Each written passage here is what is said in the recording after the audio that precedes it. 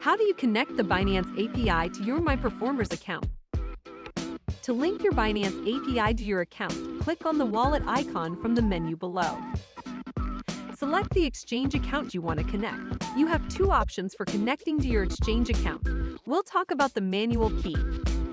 To connect your Binance account to MyPerformers app, we need API and secret key. Please provide your API key and secret key in the spaces below.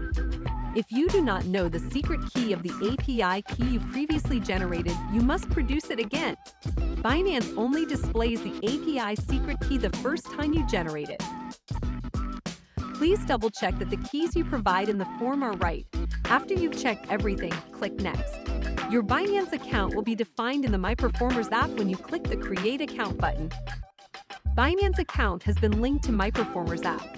To be certain, click on the wallet icon in the bottom left corner. On this page, you can check the general status of your account, as well as disconnect your account from this page at any time. And if you have any questions, you can always find us in the support section.